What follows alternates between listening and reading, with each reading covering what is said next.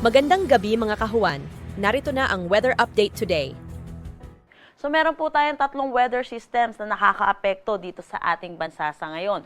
Unahin na po natin ang shear line or yung salubungan ng mainit at malamig na hangin. Ito po ay magdadala ng maulap na papawirin na may mga kalat-kalat na pag-ulan dito sa may Bicol region, pati na rin dito sa may Eastern Visayas. Pangalawa naman po ay kung makikita po natin, meron po tayo mga kumpul ng kaulapan dito po sa may Mindanao area po natin. At ito po ang tinatawag po nating Intertropical Convergence Zone or ITCC. Sa nakikita din po natin, possible po magkaroon tayo ng low pressure area na embedded dito sa Intertropical Convergence Zone natin at magdala din ng mga significant na mga pag-ulan lalo na dito sa eastern section ng Visayas at Mindanao. Pero sa ngayon, itong Intertropical Convergence Zone natin ay magdadala ng mga pag-ulan dito sa may Caraga at Davao Region. Pangatlong weather system naman po natin ay ang northeast monsoon or ang hanging amihan. Dahil po dito, asahan po natin makakaranas ng maulap na papawirin na may mga pag-ulan dito sa may Cordillera Administrative Region, Cagayan Valley, Aurora, pati na rin dito sa may Quezon.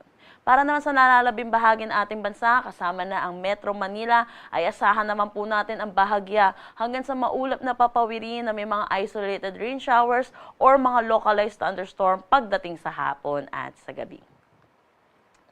Para naman sa magiging panahon natin bukas dito sa Luzon, kung makikita po natin, malaking bahagi pa rin ng Luzon ay makakaapekto ang northeast monsoon or ang hanging amihan. Pero kung maliban na lang po dito, sa may Bicol region na makikita po natin, makakaranas pa rin po sila ng maulap na papawirin na may mga kalat-kalat na pag-ulan.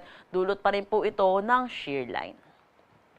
Agwat ng temperatura for Metro Manila at Lawag 24 to 31 degrees Celsius, Tuguegarao 23 to 29 degrees Celsius, Baguio 17 to 24 degrees Celsius. For Tagaytay, asahan natin ang 21 to 29 degrees Celsius at Legazpi 26 to 31 degrees Celsius. Kumikita din po natin sa Palawan ay asahan po natin bahagya hanggang sa maulap na papawirin na may mga isolated light rains, dulot pa rin po ito ng northeast monsoon.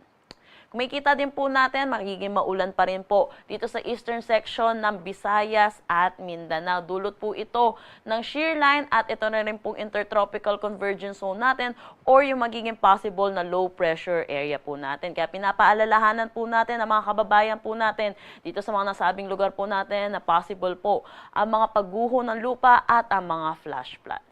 Pero para naman sa nalalabing bahagi ng Visayas at Mindanao, asahan po natin ang maliwalas na panahon. Agwat ng temperatura for Calayan Islands at Puerto Princesa, 25 to 32 degrees Celsius. For Iloilo, 26 to 32 degrees Celsius.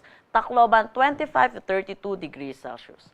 For Cebu, asahan natin ng 25 to 31 degrees Celsius. Zamboanga, 25 to 33 degrees Celsius.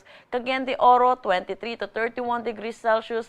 At Davao, 25 to 32 degrees Celsius.